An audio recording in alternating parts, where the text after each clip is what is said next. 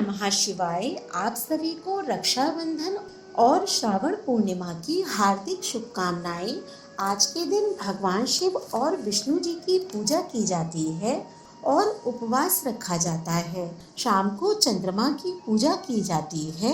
इस दिन सत्यनारायण भगवान की कथा का श्रवण अवश्य करना चाहिए। सत्यनारायण भगवान की कथा हमारे चैनल पर अपलोडेड है, आप उसका श्रवण अवश्य करें।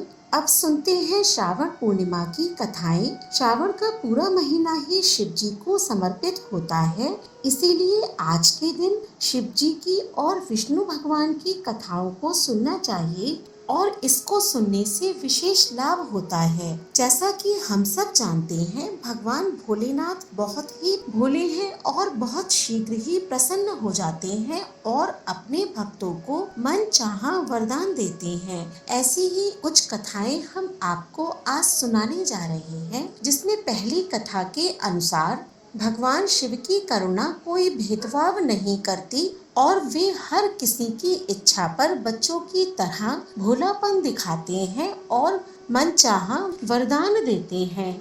ऐसी ही एक कथा के अनुसार एक बार गजेंद्र नामक एक असुर था। गजेंद्र ने बहुत तप किया और शिव जी से यह वरदान पाया कि वह जब भी उन्हें पुकारेंगे शिव जी को आना ही होगा। इसके बाद क्या था, शिव जी ने उसे मुंह मांगा वरदान दे दिया। इसके बाद क्या था, वह जब चाहता भगवान शिव को पुकारता और भगवान शिव को आना ही पड़ता। त्रिलोकों के सदा शरारती ऋषि नारद ने देखा कि गजेंद्र हर छोटी छोटी बात के लिए शिव जी को पुकार लेता था, तो उन्होंने गजेंद्र के साथ एक चाल चली। उन्होंने गजेंद्र से कहा, तुम शिव जी को बार बार क्यों बुलाते हो? वह तुम्हारी हर पुकार पर आ जाते हैं। क्यों नहीं तुम उनसे कहते हो कि वह तुम्हारे अंदर आ जाएं और वहीं रहें, जिससे वह हमेशा तुम्हारे अंदर होंगे। गजेंद्र को यह बात अच्छी लगी और फिर उसने शिव जी की पूजा की। जब शिव उसके सामने प्रकट हुए तो वह बोला, आपको मेरे अंदर रहना होगा, आप कहीं मत जाइए। शिव जी अपने भोलेपन में एक लिंग के रूप में गजेंद्र में प्रवेश कर गए और वहां रहने लगे। फिर जैसे जैसे समय बीता, पूरा ब्रह्मांड शिव जी की कमी को महसूस कर रहा था।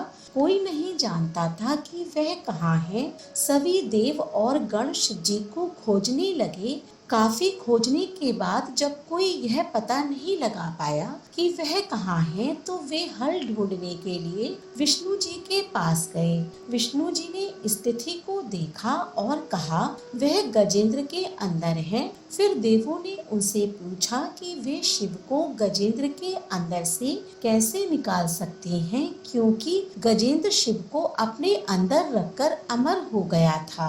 हमेशा की तरह विष्णु जी सही चाल लेकर आए। देवगण शिव भक्तों का रूप धरकर गजेंद्र के राज्य में आए और बहुत भक्ति के साथ शिव का स्तुति गान करने लगे। शिव का महान भक्त होने के कारण गजेंद्र ने इन लोगों को अपने दरबार में आकर गाने और नाचने का न्योता दिया। शिव भक्तों के वेश में देवों का यह दल आया और बहुत भावनाओं के साथ बहुत भक्ति पूर्वक वे शिव के लिए भक्ति गीत गाने और नाचने लगे। शिव जो गजेंद्र के अंदर बैठे हुए थे, अब खुद को रोक नहीं सकते थे, उन्हें जवाब देना ही था।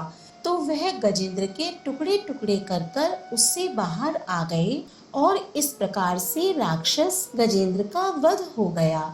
दूसरी कथा के अनुसार शिव जी की पूजा देवता, राक्षस, देव और असुर, श्रेष्ठ और अधम दोनों करते हैं। वह हर किसी के लिए महादेव हैं। विष्णु जी भी उनकी पूजा करते थे। एक बार भगवान विष्णु ने शिव जी से वादा किया कि वह शिव जी को 1008 कमल अर्पित करेंगे। वह कमल के फूलों की तलाश में गए और पूरी दुनिया में खोजने के बाद भी उन्हें सिर्फ सिर्फ 1007 कमल के फूल मिले, एक कम था। उन्होंने आकर सब कुछ शिव जी के सामने रख दिया। शिव ने अपनी आंखें नहीं खोली, वह सिर्फ मुस्कुराए क्योंकि एक कमल कम था। फिर विष्णु जी ने कहा, मुझे कमल नयन कहा जाता है, जिसके अर्थ में कमल के फूलों की तरह आंखों वाला भगवान। मेरी आंखें किसी कमल की तरह सुंदर हैं, तो मैं अपनी एक आंख आपको अर्पित करता हूँ। और उन्होंने तुरंत अपनी दाहिनी आंख निकालकर लिंग पर रख दी। इस तरह की भेंट से प्रसन्न होकर शिव जी ने विष्णु को प्रसिद्ध सुदर्शन चक्र दे दिया। अब सुनेंगे बद्रीनाथ की कहानी को। यह वो जगह है जहाँ शिव और पार्वती जी रहा करते थे। यह उनका घर था। एक दिन नारायण यानी विष्णु जी के पास नारद जी गए और बोले, आप मानवता के लिए एक खराब मिसाल हैं। आप हर समय शेषनाग के ऊपर लेटे रहते हैं। आपकी पत्नी लक्ष्मी हमेशा आपकी सेवा में लगी रहती हैं और आपको लाड़ करती रहती हैं। इस ग्रह के अन्य प्राणियों के लिए आप अच्छी मिसाल नहीं बन पा रहे हैं। आपको सृष्टि के सभी जीवों के लिए कुछ अर्थपूर्ण कार्य करना चाहिए। इस आलोचना से बचने और साथ ही अपने उत्थान के लिए भगवान को भी ऐसा करना पड़ता है। उन्होंने विष्णु तप और साधना करने के लिए सही स्थान की तलाश में नीचे हिमालय तक आए। वहां उन्हें मिला बद्रीनाथ, एक अच्छा सा छोटा सा घर, जहां सब कुछ वैसा ही था जैसा उन्होंने सोचा था। साधना के लिए सबसे आदर्श जगह लगी उन्हें यह। वह उस घर के अंदर गए। घुसते ही उन्हें पता चल गया, ये तो शिव जी का निवास स्थान है और वह तो बड़े खतरनाक हैं। अगर उन्हें गुस्सा आ गया तो वह आपका ही नहीं, खुद का भी गला काट सकते हैं। ऐसे में नारायण ने खुद को एक छोटे से बच्चे के रूप में बदल लिया और घर के सामने बैठ गए। उस वक्त शिव जी और पार्वती जी बाहर कहीं टहलने गए थे। जब वे घर वापस लौटे तो उन्होंने देखा कि एक छोटा सा बच्चा जोर जोर से रो रहा है। पार्वती जी को दया आ गई। उन्होंने बच्चे को उठाने की कोशिश की। शिव जी ने पार्वती को रोकते हुए कहा, इस बच्चे को मत छूना। पार्वती जी ने कहा, कितने क्रूर हैं आप, कैसी नासमझी की बातें कर रही हैं। मैं तो इस बच्चे को उठाने जा रही हूँ, देखिए तो कैसे रो रहा है। शिव जी बोले, जो तुम देख रही हो उस पे भरोसा मत करो, मैं कह रहा हूँ ना, इस बच्चे को मत उठाओ। बच्चे के लिए पार्वती की स्त्री सुलभ मनोभावना ने उन्हें शिव जी की बातों को नहीं मानने दिया। उन्होंने कहा, आप कुछ भी कहें, मुझे कोई फर्क नहीं पड़ता।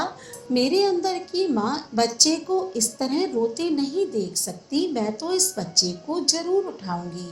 और यह कर उन्होंने बच्चे को उठाकर अपनी गोद में ले लिया। बच्चा गोद में आराम से था और शिव की तरफ बहुत ही खुश होकर देख रहा था। शिव उसका नतीजा जानते थे, लेकिन करे तो क्या करे।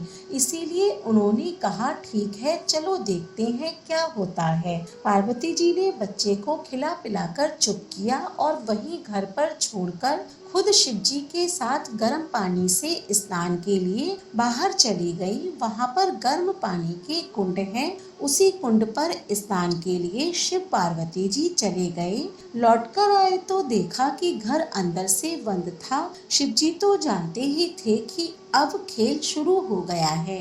पार्वती जी हैरान थी कि आखिर दरवाजा किसने बंद किया। शिव जी बोले, मैंने कहा था ना, इस बच्चे को मत उठाना। तुम बच्चे को घर के अंदर लाई और अब उसने अंदर से दरवाजा बंद कर लिया है। पार्वती ने कहा, अब हम क्या करें। शिव जी के पास दो विकल्प थे। एक, जो भी उनके सामने है उसे जलाकर भस्म कर दें और दूसरा, वे कहीं और चले जाएं और कोई रास्ता ढूंढ लें। उन्होंने कहा, चलो कहीं और चलते हैं, क्योंकि यह तो तुम्हारा प्यारा बच्चा है, इसीलिए मैं इसे छू भी नहीं सकता। मैं अब कुछ नहीं कर सकता, चलो कहीं और चलते हैं। इस तरह शिव जी और माता पार्वती को अवैध तरीके से वहां से निष्कासित निष्कासित कर दिया गया, वे दूसरी जगह तलाश करने के लिए पैदल ही निकल पड़े। दरअसल बद्रीनाथ और केदारनाथ के बीच में एक चोटी से दूसरी चोटी के बीच सिर्फ 10 किलोमीटर की दूरी है। आखिर में वह केदारनाथ में बस गए और इस तरह शिव ने अपना खुद का घर खो दिया। आप पूछ सकते हैं कि क्या वह इस बात को जानते थे? आप कई बातों को जानते हैं, लेकिन फिर भी आप उन बातों को अनदेखा कर उन्हें होने देते हैं। इस प्रकार बद्रीनाथ भगवान विष्णु का घर बन गया। सावन पूर्णिमा के दिन इन कथाओं का श्रवण करने से भगवान भोलेनाथ और विष्णु भगवान की कृपा प्राप्त होती है। इन कथाओं का श्रवण करने के बाद में कमेंट बॉक्स में ओम नमः शिवाय और भगवान विष्णु की जय अवश्य लिखें। धन्यवाद।